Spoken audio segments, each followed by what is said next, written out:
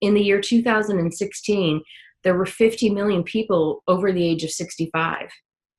And if all of those people held hands, they'd wrap around the world twice.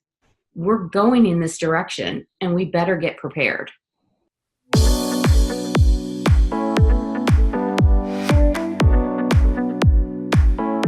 Hey everybody, welcome to Engaging Conversations, the podcast to help you help your parents navigate the aging process.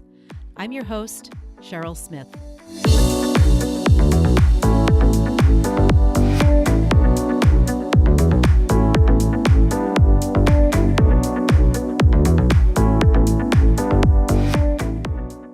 Hey everybody, welcome back to episode 49.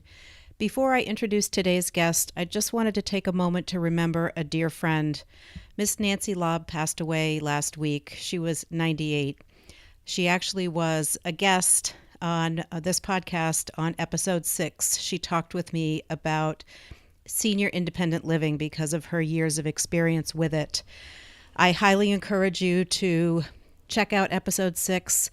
Nancy was a very smart lady with years and years and years of wisdom, and the world is going to miss her. As my grandmother would have said, she was a hot ticket. I had talked with her on more than one occasion about my goals for trying to do something different with my work life and figure out a work-life balance that worked better for me. And back in November, she told me to go for it, girl.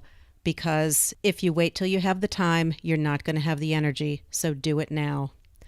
Those are sage words of advice from Miss Nancy Lobb that I took, and I highly encourage you to consider the same. So without further ado, I'd like to introduce my guest. Her name is Kelly Bradley. Kelly is a native Oregonian who has been providing care to seniors both personally and professionally for over 20 years.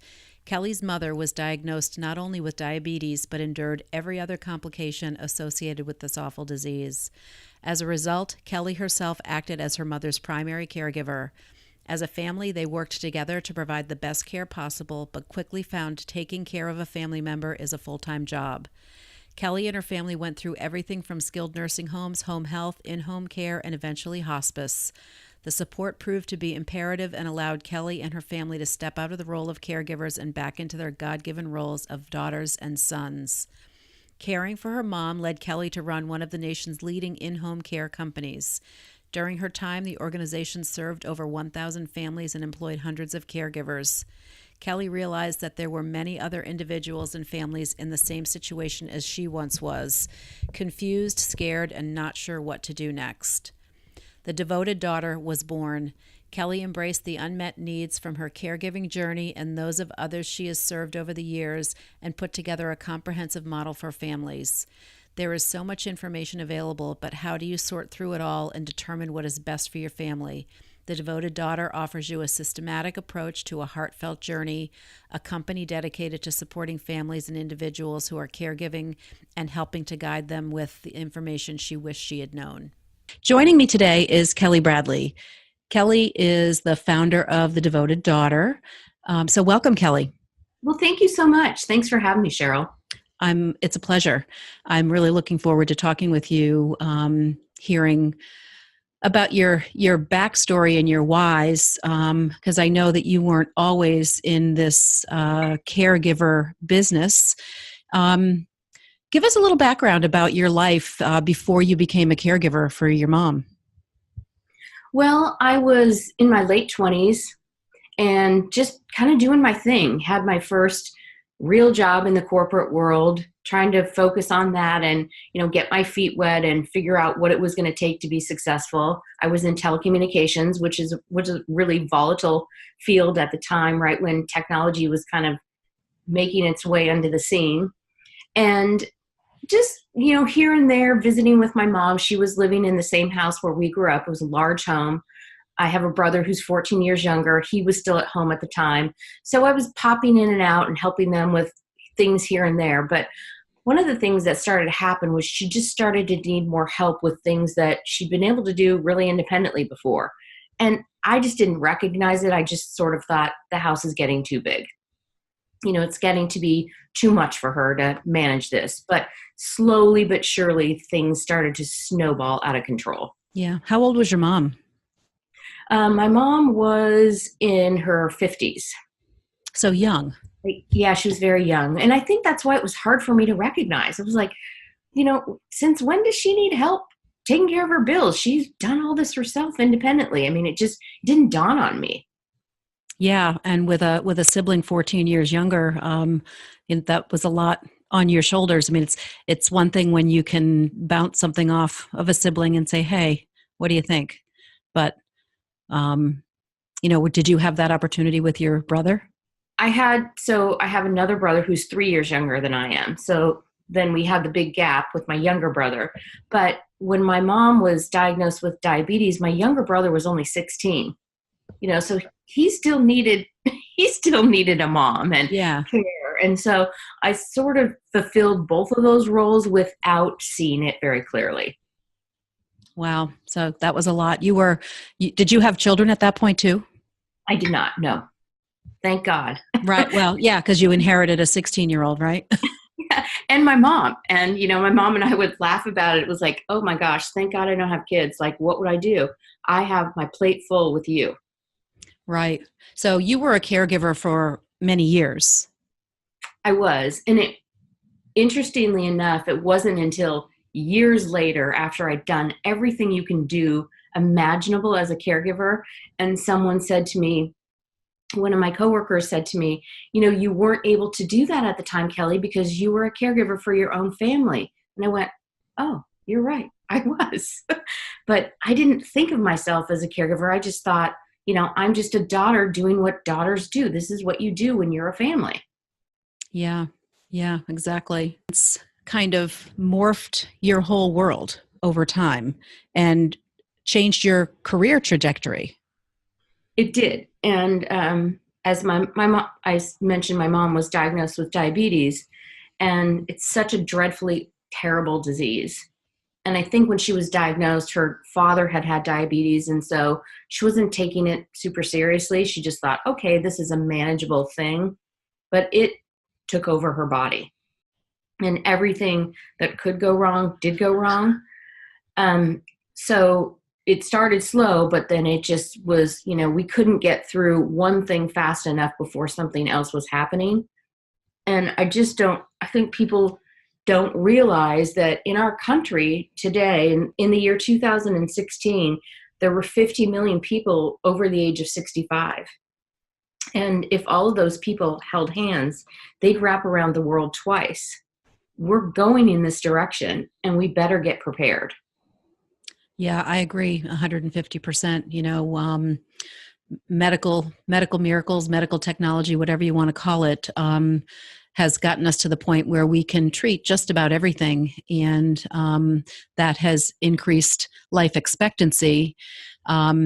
So everybody's kind of heading down this slippery slope where people have significant medical issues that need to be managed, and kids are going to wind up having to step up to the plate and help their aging parents. Hopefully aging. Sometimes it's not. Maybe they're younger.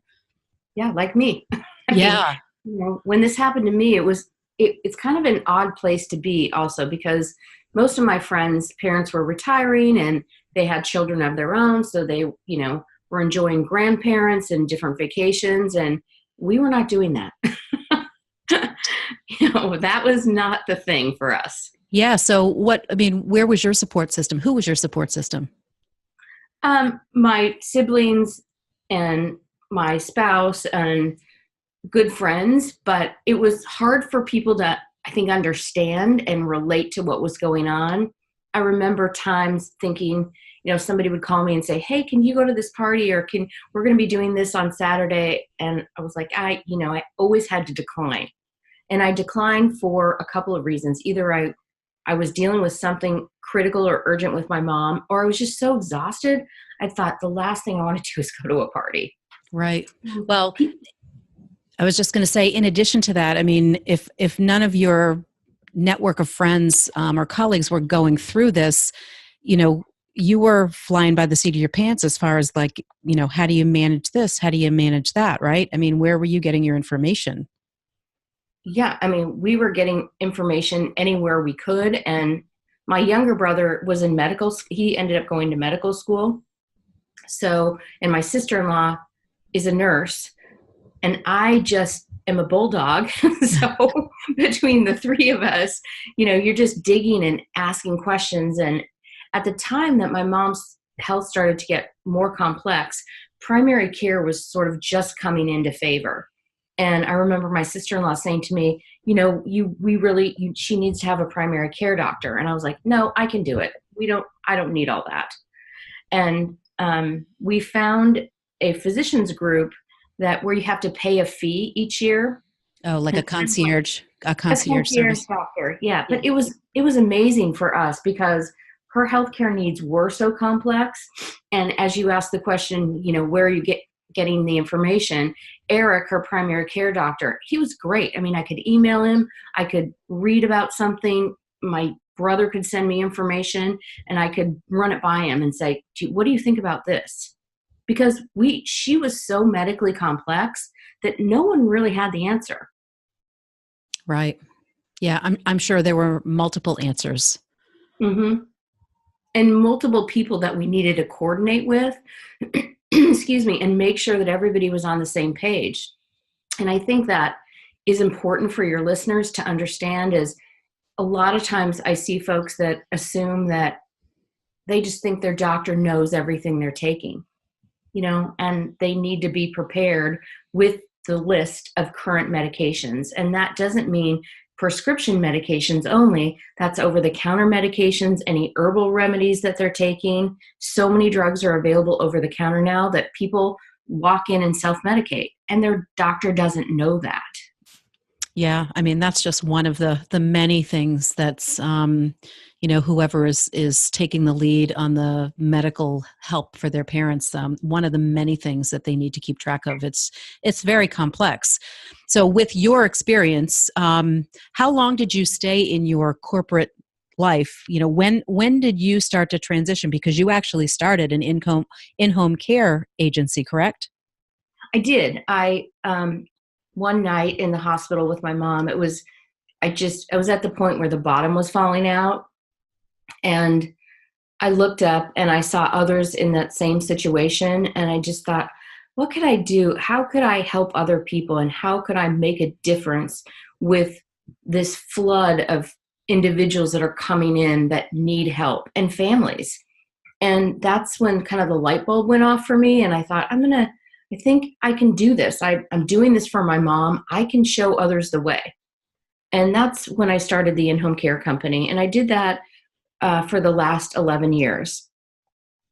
So what was that transition like from your, 9 to 5, I'm assuming it was, corporate life to, running a company with healthcare providers? It was tough. And I think it was difficult for me as well, because you start to care about people, you want the best for them. And I had a difficult time setting boundaries. So I was trying to do all the things that I was doing for my mom for my clients.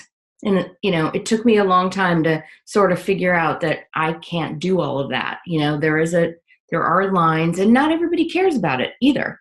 So reassessing what was important and what made sense for people. The bottom line is health and safety.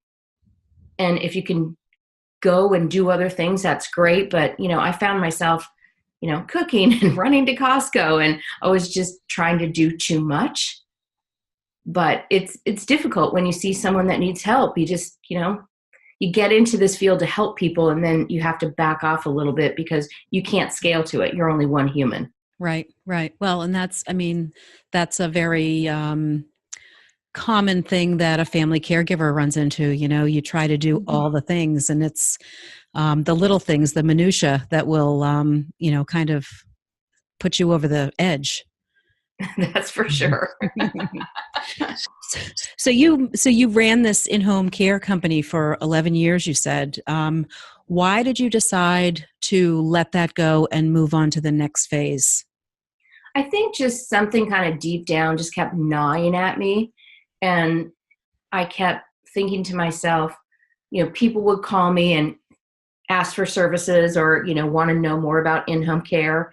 And they kept asking the same questions over and over again, or similar questions. And I just thought there's more to this than just in-home care.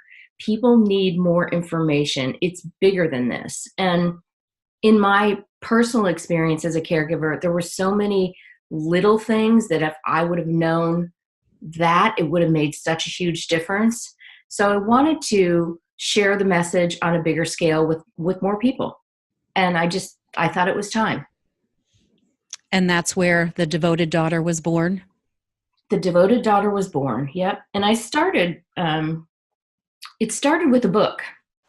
And I actually, the title of the book and the name of the company started out as The Oldest Sister. And as I started writing the book and getting into it, I thought, this isn't about being a sister. This is about being a daughter.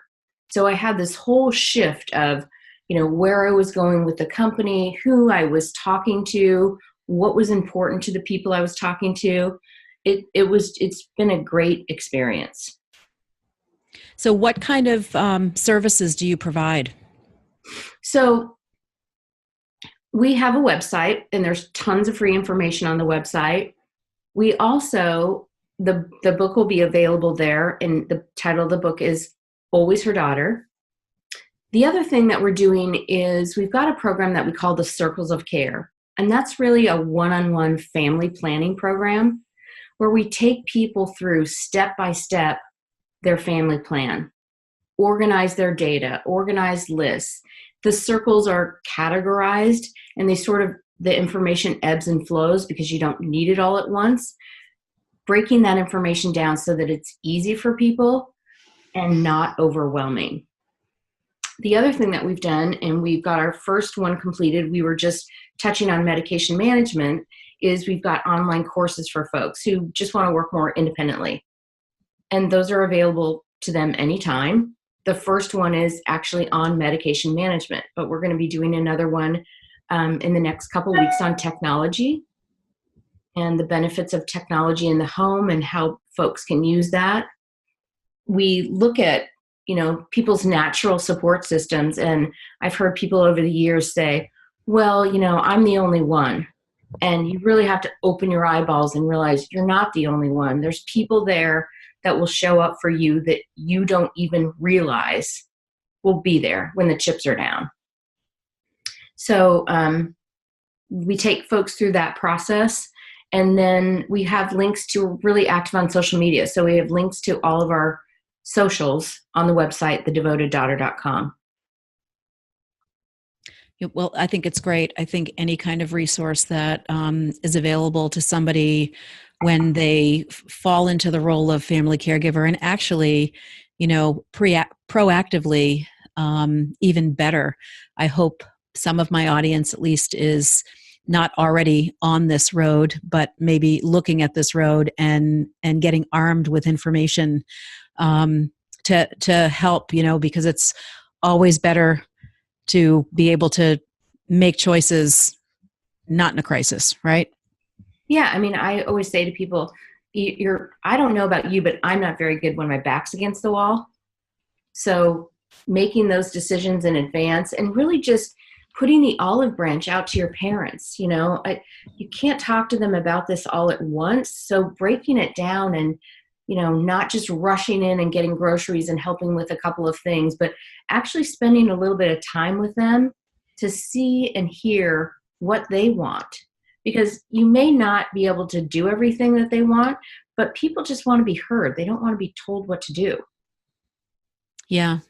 You know what? I think that's a huge lesson for kids is that, just because your parents are old doesn't mean that they're, feeble. As long as they're alert and oriented times 3, their decisions, even if you don't agree with them, are their decisions and it's their life. And you as their child are or should be supporting them, helping them carry out the decisions that they want. Absolutely. And it's hard because, families get in this situation where it's like, I don't have time for this, Mom. You just need to do this now. I've got my own kids. I've got my own life. I don't have time to mess around with you and Dad. And it's a bad approach because, you get into this, like, both your backs are against the wall and you're pushing against one another. And so you don't make any progress. Yeah. I mean, that's an example of, trying to make decisions or under stress, right? Absolutely. Yep. What's the number one problem you see with families? They wait too long. They just wait too long to get help. And I've heard people say to me, you know what, Kelly, I don't want to rock the boat. My parents are just fine. And I understand that. I get it. But I just want everyone to know that best laid plans can change on a dime. What's happening today the bottom could fall out tomorrow. And none of us wants to talk about those things. It's not a fun conversation to think, gosh, what if mom or dad had a heart attack? Then what would we do? We don't want to, think about bad things happening. Yeah, I think so. I interviewed a woman by the name of Kimberly Paul. Are you familiar with her? I'm not. She is. She's in North Carolina, or based out of North Carolina. She has a background in journalism and television, and moved back to North Carolina and started working in a hospice as kind of a transition job, and wound up staying in this hospice for like 16 years. And Wow. she is on a mission now. She's sold all of her belongings. She's bought an RV, and she's traveling across the country talking to people about communication, about choices around death and dying. And what she said to me when I interviewed her was that people do want to talk about death and dying. They just need permission. I think, a big part of the issue is like, as kids, we don't want to bring it up. And as parents, you don't want to upset your kids. But, just starting a conversation, it doesn't have to be, down and dirty and deep initially, just starting to pick away. And that's the goal of this podcast, is just kind of chipping away at that stigma that seems to surround talking about end of life. I mean, we are all going to die, all of us. Mm-hmm. And I just feel like, why shouldn't we be able to talk about managing later stages of life and dying, like you talk about planning for a wedding, planning for a baby shower? I mean, people should get what they want. And the only way that's ever going to happen is if there's open dialogue about it. Well, and I think also, as I've reflected on losing, my mom and my gram pretty much back to back, and my dad, is a lot of those memories are lost. And I remember, as you were talking, I was thinking about a conversation I had with my gram. She was trying to talk to me about dying. And she was saying things like, Kelly, it's time. It's the cycle of life. And there's new babies coming into this family, and there's new life and new energy. And that's natural. She wanted to talk about it, but I was like, I didn't want to lose her. Yeah. I was like, oh, I don't want to talk about this. It was hard for me.